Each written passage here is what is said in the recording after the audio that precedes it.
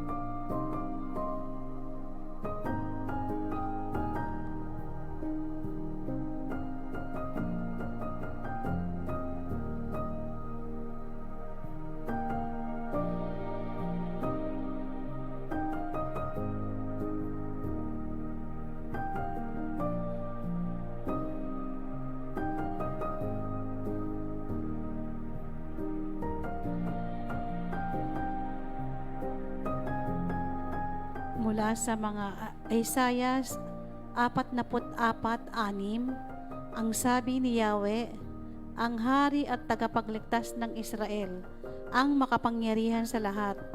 Ako ang simula at ang wakas. Walang ibang Diyos maliban sa akin. Tayo pong lahat ay manalangin. Aming Diyos, dakila at makapangyarihan sa lahat. Panginoon, maraming salamat po sa gabing ito.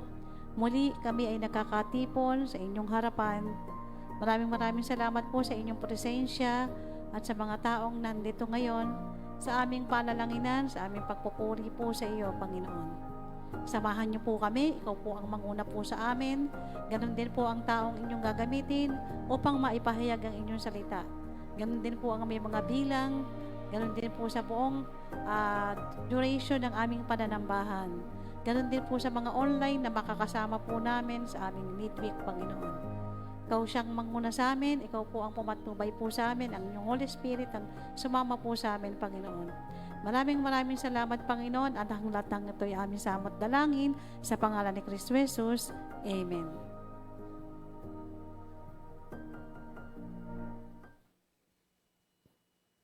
Tayo po ay umawit mula sa himno bilang 172.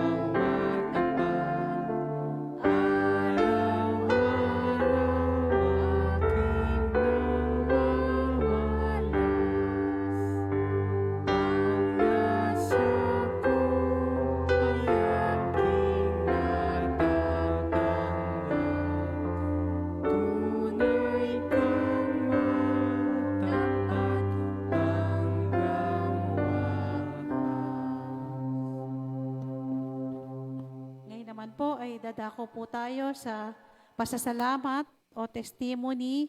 Ang magpapasalamat po sa Diyos sa atin ngayong gabi ay ang ating kapatid, Flory Cotas.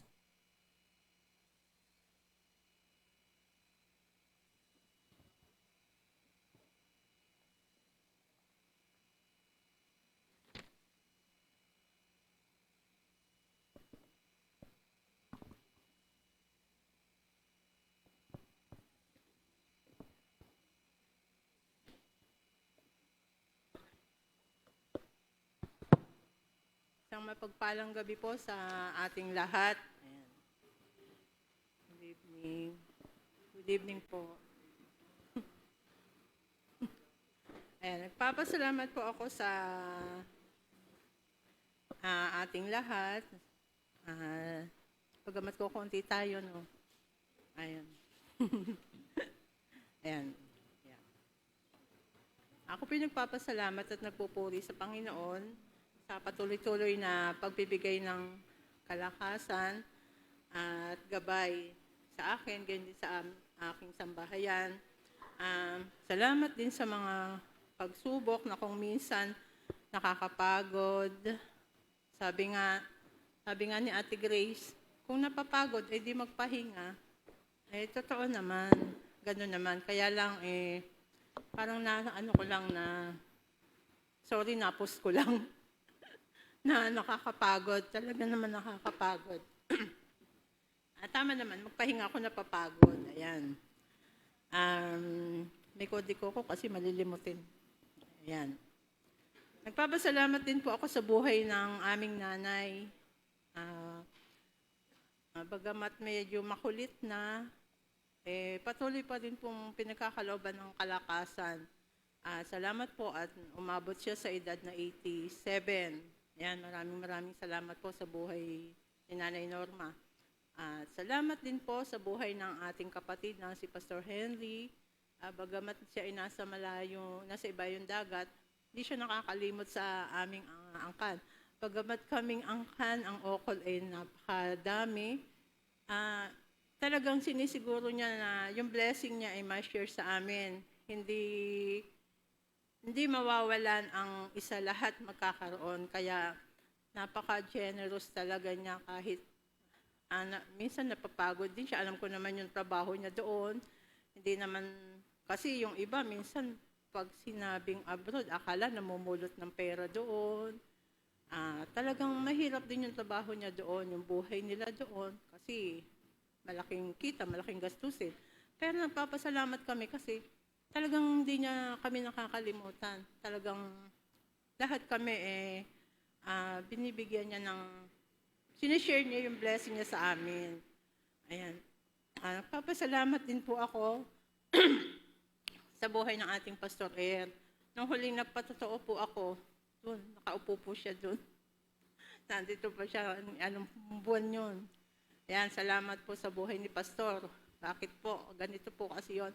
Noong unang dinalaw po namin siya, kasama yung ibang kababaihan, ang limit lang po yung oras doon ng pagdalaw kami po ni Ate Cora ang nauna. Dapat din naman po kami papasok kasi nga limit lang, tsaka iba yung condition ni Pastor, hindi pwedeng pasok ng pasok. Parang sininyasan kami ni Pastor ng gano'n, pumasok kami. Ayun, pinapasok kami ni Ate Nirsa tsaka ni Nika. Di pinag-pray siya ni Ate Cora. Tapos, siyempre, hindi naman nakakapagsalita noon si Pastor. Ako, hindi rin ako masabi kasi malaking question mark yung, hindi lang naman sa akin, sa ating lahat, yung kung bakit. Sabi niya, Ate Cora, Pastor, magpagaling ka, magpalakas ka, kasi kailangan ka pa namin, kailangan ka ng mga tupa mo. Medyo natagal lang kami kasi nag-pray pa si Ate Cora. Medyo nakapagkwento ng konti si Ate Nirsa. Doon lumabas kami, sabi nila Ate Lorna, bakit ang tagal nyo? Kami pa, papasok pa kami. Ang tagal nyo. Napakwento nga Tapos hindi na rin sila nakapasok kasi nag-giveaway sila, nandun yung mga pastor Sakto dadalaw din yung mga pastor. Hindi na rin sila nakapasok. Nag-giveaway na lang dun sa mga pastor. Tapos nung nakauwi na kami, totoo po, hindi po ako nakatulog nung gabing yon kasi parang iniisip ko, nung nag-uusap kami ni Ate Cora, sabi ko, bakit naman kay pastor pa, dami-dami naman tambay dyan na wala namang, parang wala namang kwenta, parang wala namang pakinabang ang buhay. Bakit naman kay pastor pa? Talagang, sabi ni Ate Cora, hindi rin natin alam kung ano ang plano ng Panginoon. Sabi ko, dito nga sa atin, dami-daming tambay. Bakit hindi naman isa na lang doon ang nadali? Ganon. Hindi po ako nakatulog. Kasi, tapos naisip ko po na, naging, yung kalagayan ni pastor ngayon, hindi mo akalain na magiging pagpapala. Bakit? Biro nyo yung nasa ibang sitwasyon siya, mahirap na sitwasyon, naging pagpapala po sa akin. Kasi naisip ko, kasi noong time na yun, meron din po akong dinaramdam, hindi ko lang inaano.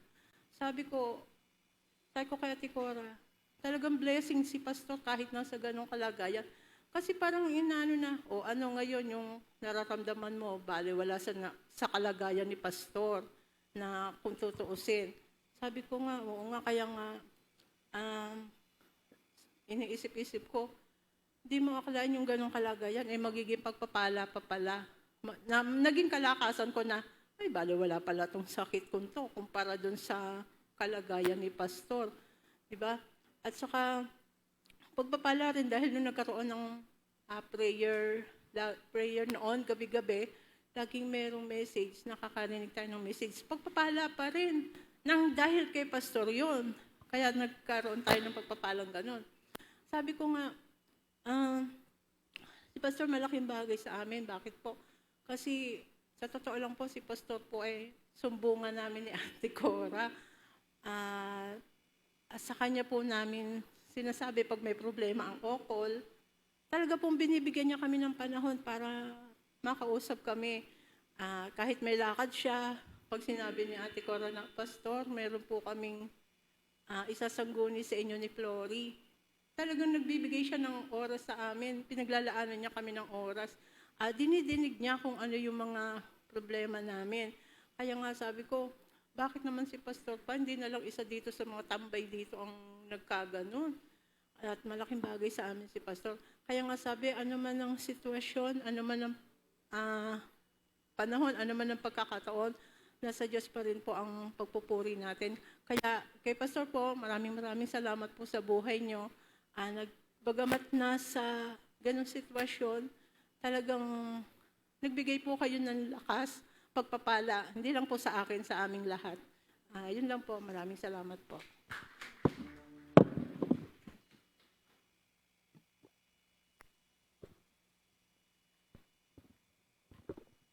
Isang mapagpalang gabi po sa ating lahat. Tayo po ay umawit at magpuri sa ating Panginoon. So, sobrang buti ng Panginoon sa ating buhay na panibagong araw na para pagpurihan ng ating Panginoon. So, may share lang po akong verse galing po sa awit 100:1-2. Sabi po, halina tayo umawit sa Panginoon. Humiyaw tayo sa bato ng ating kaligtasan. Lumapit tayo sa Kanya na may pasasalamat at umawit kayo sa Kanya na may kagalakan.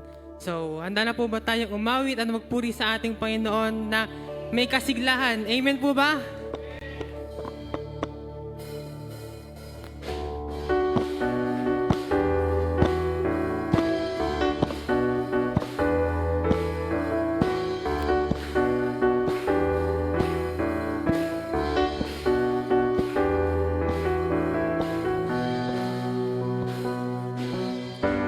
Siglang umawit sa saliw ng tugtugan, mindak sumayaw, tayo'y maglundagan. Siya'y sambahin ng buong kalakas, tingisigaw ang kanyang kabutihan.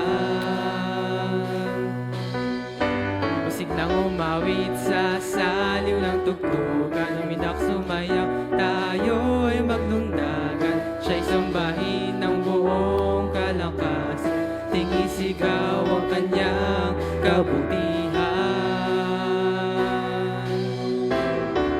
Sa lahat ng oras, siya'y maaasahan.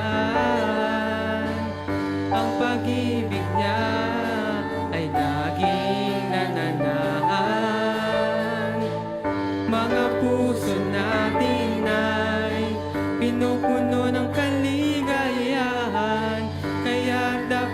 ipagdiwang ang kanyang kabutihan. Masiglang umawit sa saliw ng tugtugan, umitak sumayaw, tayo'y magdundagan. Siya'y sambahin ng buong kalakasan, ating isigaw ang kanyang kabutihan.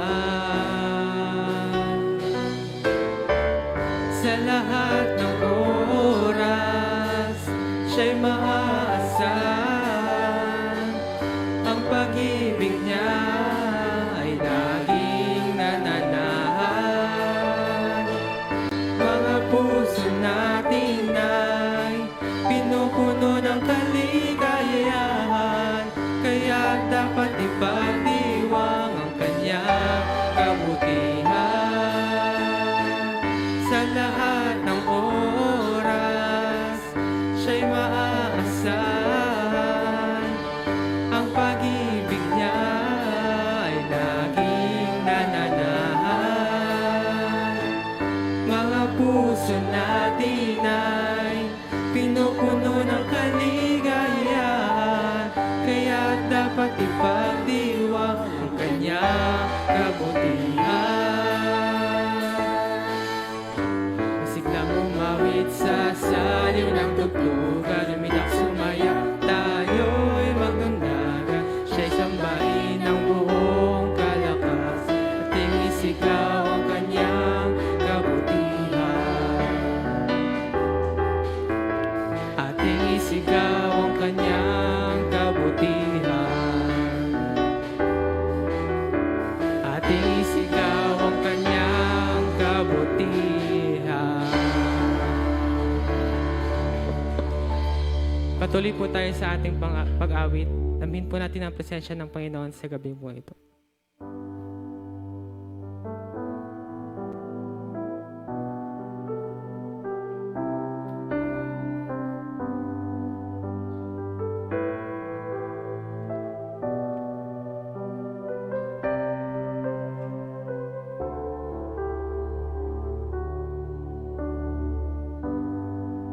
Giganda ng araw, nagawa ng ating Diyos, kay sarap lasapin, kabutihan niya.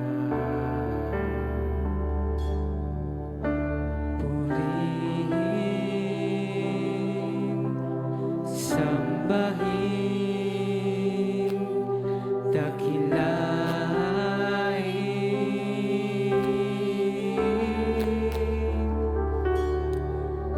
Hallelujah, hallelujah, hallelujah,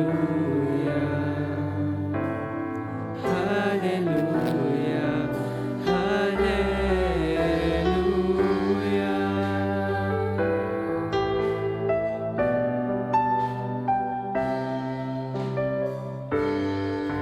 Giganda ng araw, nagawa ng ating Diyos, kay sarap lasapin, kabutihan niya.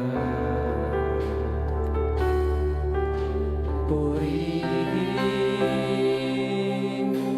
sambahin, dakilain.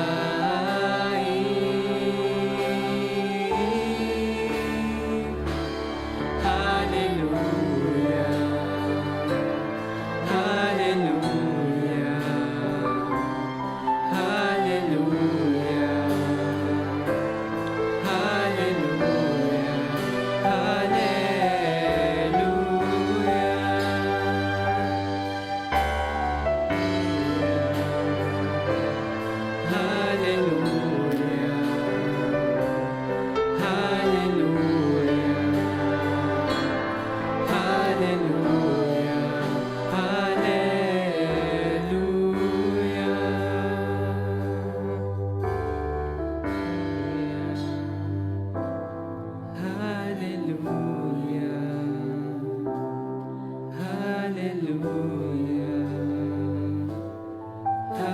Hallelujah, hallelujah.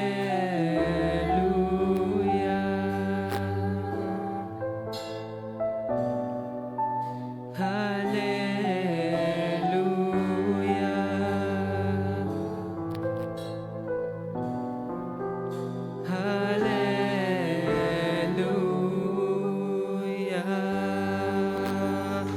Sa Diyos po ang pinakamataas na papuri at pagsasalamat.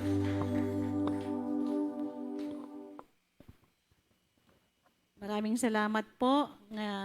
Ngayong gabi naman po ay ating damhin ang presensya ng ating Panginoon Diyos.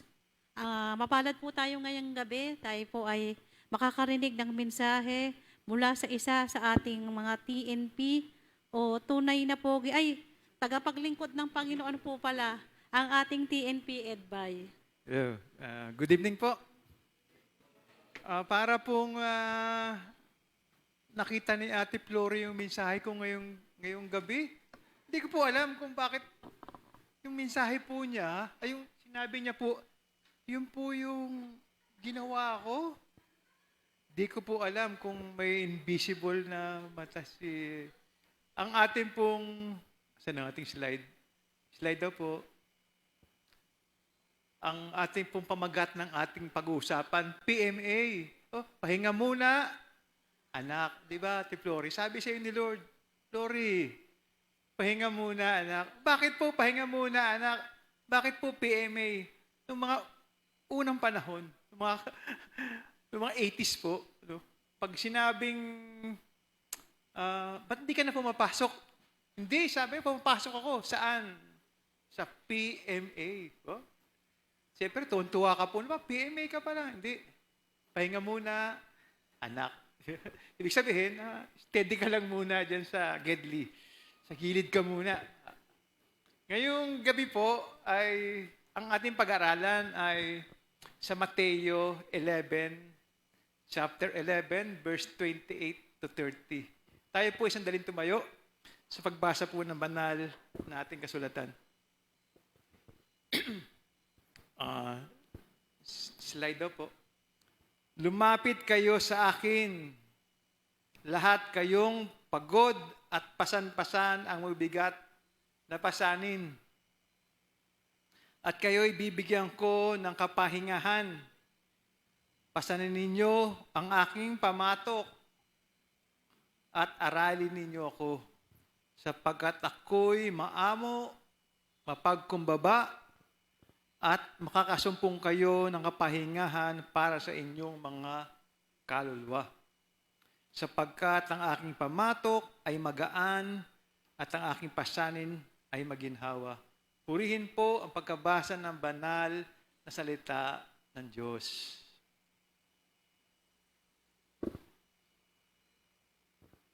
May slide po ako na isa na may picture. Ate, yan. Ano po ang kita nyo dyan? Yan po ay buhangin, yapak. Yapak sa buhangin. Napakaganda po. Hindi po yan bato sa buhangin, yung kanta po. Ano? Yapak sa buhangin. Sa English po, ano po nga yung sa English yan? Alam, footprints in the sand. Opo, ito po ay sinulat between 1936 to 1939. Pero until now, ay pinag-aagawan pa kung sino talaga yung author nitong kwentong ito. No? At ito po ay aking tinagalog. No? Hindi ko po makita yung footprints kung Tagalog, kung ito ba ay bakas or yapak. No? Pero napagtanto ko po na pwede pala yung bakas o kaya yaka. Pero ang ginamit ko po yung bakas sa buhangin. Ito po ibabasahin ko para po makita ninyo yung kung ano po yung relevance nito sa ating pag-aaralan ngayong gabi. No? Paki-slide po.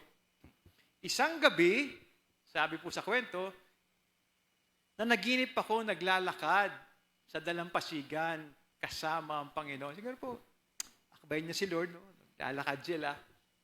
Nakita ko ang aking likuran, ang dalawang pares ng bakas sa buhangin.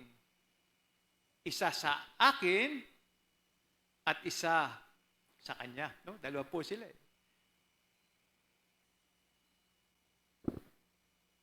Nang lumipas ang mga panahon ng aking buhay, siguro na doon po siya sa dalamhati ng kanyang buhay, tumingin ako sa likuran sa mga yapak o bakas sa buhangin. Napansin ko sa mga panahong puno ng kalungkutan at pagdurusa, meron lamang isang pares na yapak o ng bakas. So, napakaganda po. No? Nagtanong ako ng kalungkutan. Lungkot po siya.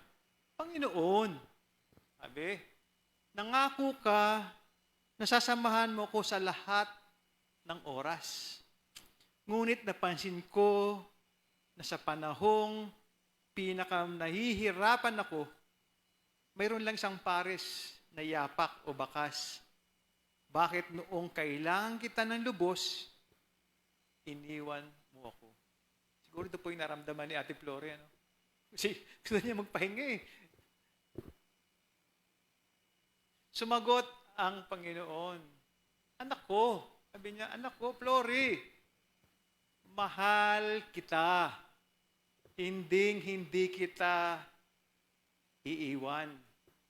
Sa panahong nakita mo lamang ang isang pares ng yapak, iyon ang mga panahong binubuhat kita. No?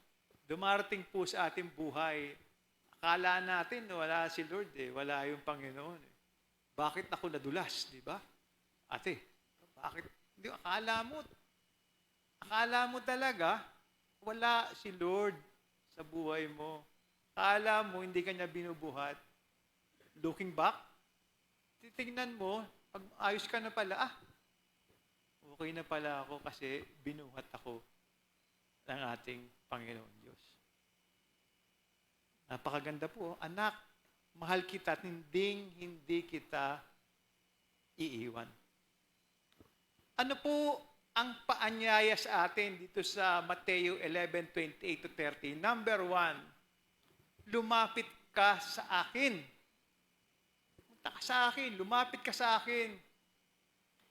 Hindi sinabi ni Jesus na ayusin mo muna ang buhay mo bago ka lumapit. Hindi rin niya sinabi na mag-ingat ka at baka madumihan ka. Straight to the point. Ang sabi niya, simple lang, lumapit ka. Period. Wala nang iba. Lumapit ka dahil kahit pagod ka na, tatanggapin ka ng Panginoon. Kahit marami kang problema, nandyan ang Panginoon Diyos sa iyo. Kahit pakiramdam mo ay wala ka nang magagawa, lumapit ka sa Panginoon. Inaanyayahan tayo ngayon. Hindi niya tayo itinataboy. Gusto niyang ikaw at ako ay lumapit sa Kanya upang tayo'y makipag-ugnayan para sa Kanya. Number 2, ang mga inaanyayahan, yung mga pagod at may mabibigat na pasanin. Sino ang tinawag niya sa ating talata? Number 1, yung mga pagod. Yung mga pagod na sa pakikipaglaban, pagod na sa pagtatrabaho, pagod na sa pag-iisip, pagod na sa karamdaman. Yung may mabigat na pasanin, yung may mga dalang lungkot, kasalanan, takot, alalahanin na parang hindi na kayang buhatin. Parang susuko na tayo. Si Jesus, nakikita niya ang bigat ng dinadala mo. Alam niya na pagod ka na. At sinabi niya, huwag mo nang buhatin mag-isa, Flore. Huwag na. Ibigay mo yan sa akin. Nandito ako para sa iyo. Number 3, ano po ang kanyang pangako? Kayo'y bibigyan ko ng kapahingahan. May dalawang uri po ng pahinga. Pahinga ng katawan, ng kailangan lang ay tulog. At yung beauty rest, di ba Ate Pe? Pag nag-beauty rest ka. Si Ate Lorna, beauty rest. Si Kabea, beauty rest. Si Kaani, pagkaalaga ng apo, beauty rest muna. Dahil mapagod po talaga. Ano? Yun po yung uri ng pahinga. Pahinga ng katawan. Yung pangalawa po, pahinga ng kaluluwa. Hindi po ibig sabihin nito ay nandun na po tayo sa himlaya na hindi po yun. Pahinga ng kaluluwa, ito yung kapayapaan sa loob kahit marami kang problema.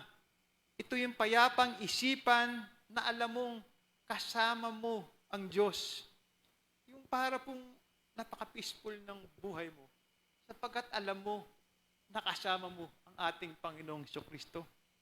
Ito ang ibinigay ni Jesus. Hindi niya tinatanggal agad ang problema. Hindi po niya tatanggalin kagad. Pero binibigyan niya tayo ng lakas at kapayapaan para harapin ito. No?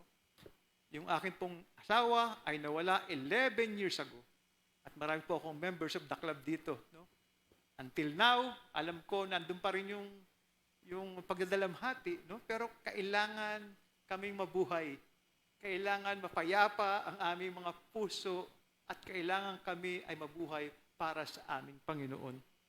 Hindi niya tinatanggal agad ang problema, pero binibigyan tayo ng lakas, kapayapaan para harapin ang lahat ng ito. Number 4 po, ano po ang paraan? Pasanin ang aking pamatok. Ano po ba yung pamatok? Yung pamatok po, yung pong nakalagay noong panahon, yung mga sa leeg po ng kalabaw o ng baka, pero parang dito, nilalagay po dito, para matulungan sila sa pag-araro. Kalagay po dito yon. Tapos, ihilahin. Kapag sinabi ni Jesus, na pasanin mo ang aking pamatok, ibig sabihin ay, number 1, sumunod ka sa Kanya. Wala nang iba. Susunod ka po sa Kanya. Magtrabaho, nakasama ka niya. At pangatlo, hayaan mo siyang manguna at ikaw ay masusunod. Ikaw ay sumunod. Minsan po, sa ating buhay, hinayaan po natin yung sarili natin ang manguna eh.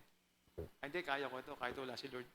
Ay, hindi, ako nang gagawa nito, pero hindi po natin alam na mas mataas ang plano ng Panginoon kaysa sa ating binabalak.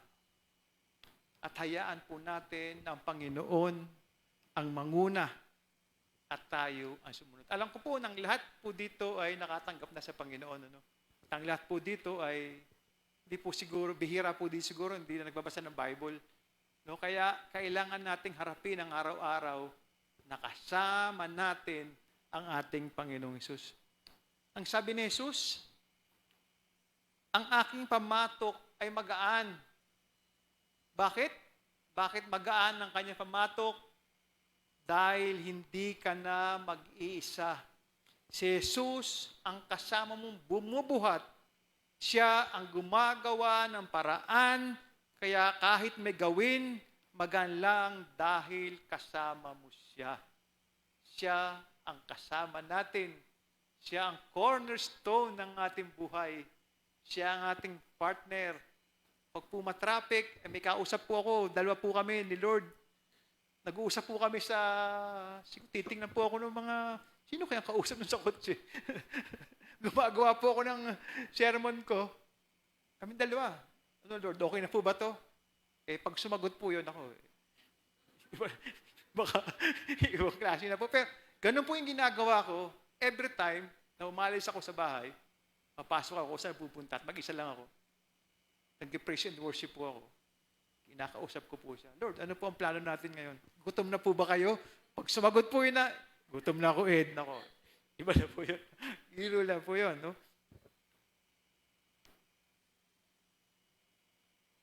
Ano po yung mga aral sa buhay na pwede nating matutunan out of this Matthew 11:28-30? Number 1, importante po ito. Hindi mo kailangang maging malakas para lumapit kay Jesus. Ang sabi po sa Santiago 4:8, lumapit kayo sa Diyos at lalapit siya sa inyo. Kahit mahina ka, kahit pagoda ka, pagod pa lang, hindi ba yung pagoda? Kahit pagod ka, tanggap Kanya. Napakaganda po, ano? Kahit maging sino ka man, di ba? Maging sino ka man, kahit mahina ka, kahit pagod ka, tatanggapin ka ng ating Panginoong Jesus. Walang tanong, no question asked. Hindi po yan yung katulad sa school na no ID, no entry, di ba? Hindi. Wala. Sa Panginoon, tatanggapin ka niya. 24/7 po ang ating Panginoon. Number 2, ang tunay na pahinga ay na kay Jesus lamang. Sa Panginoon lamang ang aking kaluluwa ay tumatahimik. Wala pong ibang makapagbigay ng tunay na kapayapaan sa ating buhay, kundi ang ating Panginoong Jesus. Yung nanay ko po is pure Catholic. She is 89 years old. Siya po ay madasalin. Pero andun po palagi yung kanyang pag-worry sa kanyang buhay. Worry. Hindi po siya warrior po siya. Sabi niya sa akin, anak, paano pag kinuha na ako? Gabi po yun, anak, mamatay na ata ako. Sabi niya, gabi po. Sabi ko, wag naman ngayong gabi. Sabi ko, mag-isa lang ako. Bukas na lang umaga. Sabi ko sa kanya. Delikado po, pag gabi, mag-isa lang po ako. Ganun lang po yung sinasabi ko sa kanya para makuhan po. Sabi ko, malakas po kayo sa Panginoon. Sabi ko, andyan na ka po kayo sa pinakamagandang age mo. Huwag ka na matatakot sa Panginoon. Huwag ka na matatakot sa kamatayan. Sabi ko sa kanya. Lahat po tayo darating dyan, pero huwag naman ngayong gabi. Huwag ngayong gabi, sabi ko. Sa umaga, para medyo maraming tao tsaka may araw. Sabi sa akin ng anak ko, ikaw talaga. Sabi niya, tunay ka talaga. Ibahin mo ang iyong pasanin, no? Ipagkatiwala ninyo sa Kanya ang lahat ng inyong alalahanin, sapagkat siya ay nagmamalasakit sa inyo. Unang Pedro 5:7. Palitan mo, Ate Flori, no? Yung mabigat ng pasanin kasama mo ang ating Panginoong Jesus at walang makakatalo sa iyo. Lahat ng iyong pagod, lahat ng iyong mga naranasang kahirapan ay mawawala sapagkat kasama mo ang ating Panginoong Jesus. And number 4, siya ay maamo at mabait. Ang Panginoon ay maawain at pagbiyaya, banayad ang kanyang galaw at puspos ng pag-ibig. Awit 145 verse 8. Hindi po siya mahigpit ang Panginoon. Hindi rin po siya naninigaw ang ating Panginoon. Malambot ang kanyang puso para sa iyo, para sa atin. At number 5 po, kasama mo siya sa lahat ng laban. Hindi kita iiwan o pababayanan kailanman. Hebrew 13:5. Kaya magaan ang buhay dahil hindi ka nag-iisa pagkat kasama natin ang ating Panginoong Jesucristo. Simula nang tayo tinanggap siya bilang ating Panginoon at ating tagapagligtas. Ito po ang itanong natin sa ating mga sarili ngayon naman. Magbulay-bulay po tayo sa ating mga sarili. Number 1, ano ang pinakamabigat na dinadala mo ngayon? Isipin po natin, ano kaya oras na para ito ay ibigay kay Jesus. Ibigay natin, karamdaman natin, Lord, pagalingin mo ako. Ibigay natin yung finances. Ibigay natin yung mga worry, trabaho, ibigay natin sa Panginoon lahat. Tingnan po natin, ano ba yung pinakamabigat na dinadalan natin ngayon? Ibigay po natin to sa ating Panginoong Hesus. Hindi sinabi ni Jesus na aalisin niya agad ang problema. Hindi po yun. Hindi po ganun kadali. Pero sinabi niyang sasamahan ka niya. At pagkasama mo siya, kaya mo na. Hindi ka na nag-iisa. Kasama mo ang ating Panginoon. At ang pinakahuli po, ang paglapit kay Jesus ay hindi kahinaan. Ito ang pinakamatalinong desisyon na pwede mong gawin sa ating buhay. Kailan po natin tinanggap ang ating Panginoon sa ating buhay? Hanggang ngayon po ba ay nag-worry pa rin tayo, no? Kasi tao din po naman tayo. Minsan, dumarating din po sa ating buhay. Hindi maalis ang pag-worry. Naalala ko po ulit ito. Nadapa po yung nanay ko sa probinsya. Sa amin, yung hip po, tulad nung kay Ate Pe, dito. Sila po yun.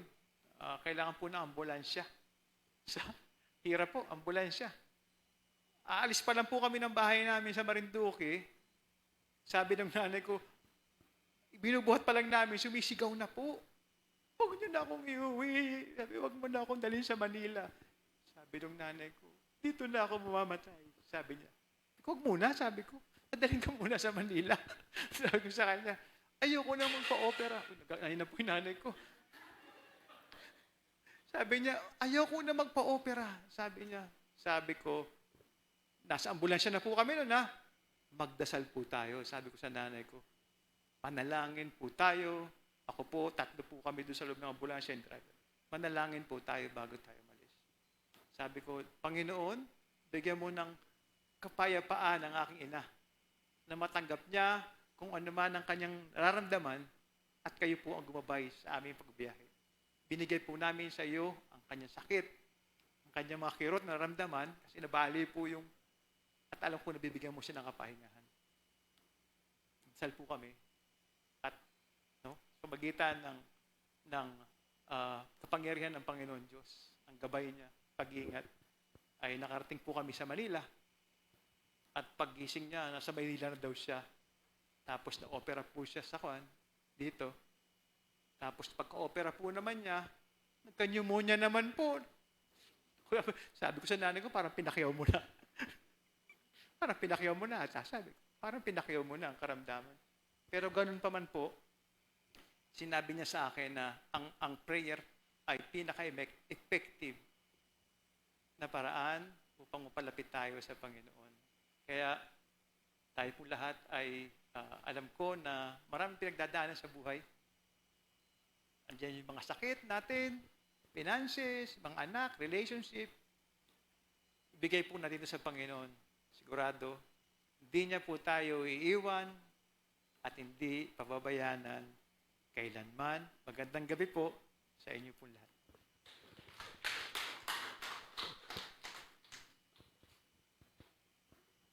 Maraming salamat po sa mga mabiyayang mensahe, PNP Ed. Ngayon po, idadako na po tayo sa paghahandog kasabay ng tanging awit ng ating kapatid, Kaye Blasa.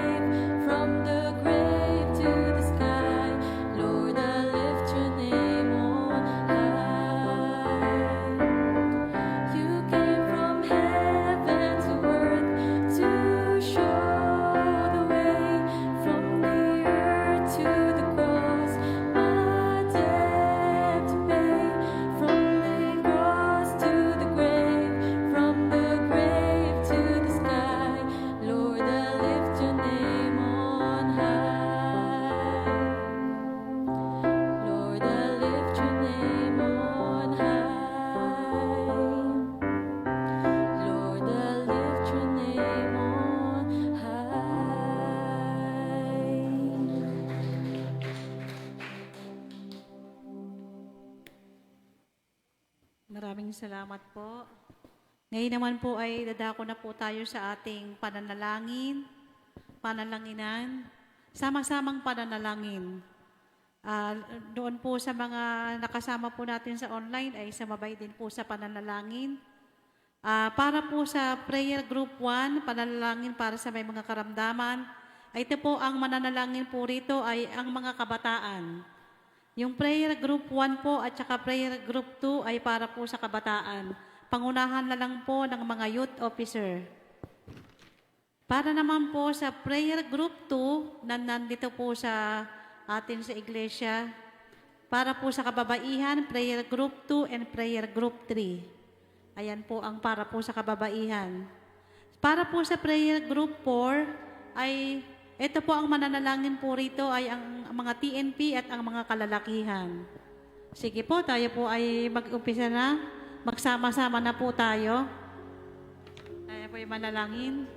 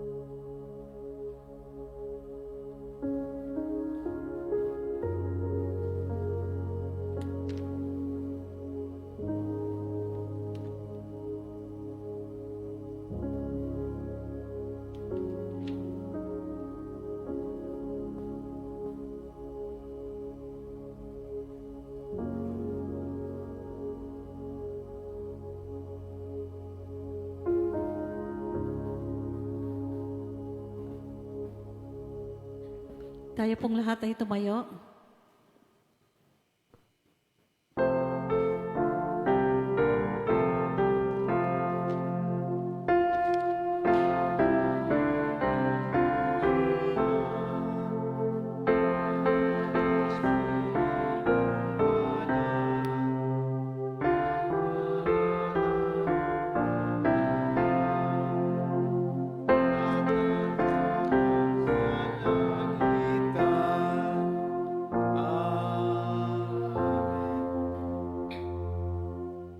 Tayo po ay manalangin.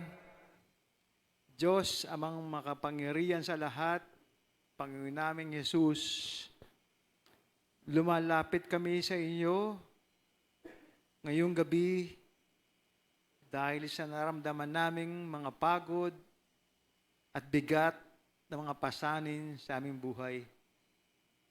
Naalala po namin ang iyong pangako sa Mateo 11:28-30, nabibigyan mo kami ng kapahingahan ang lahat ng nahihirapan.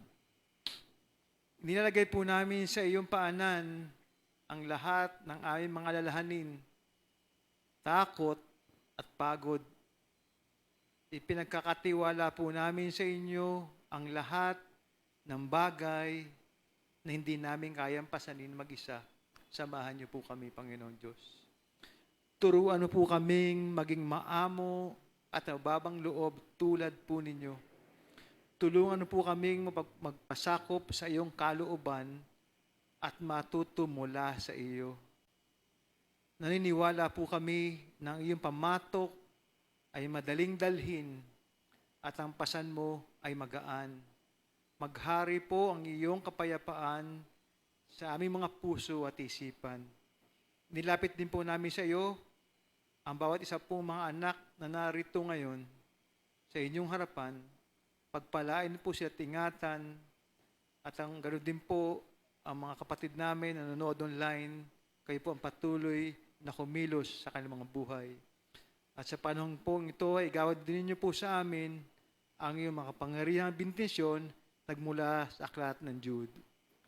Sa Kanya na makapag-ingat sa inyo upang hindi kayo magkasala at makakapagharap sa inyo ng walang kapintasan at may malaking kagalakan sa Kanyang kaluwalhatian.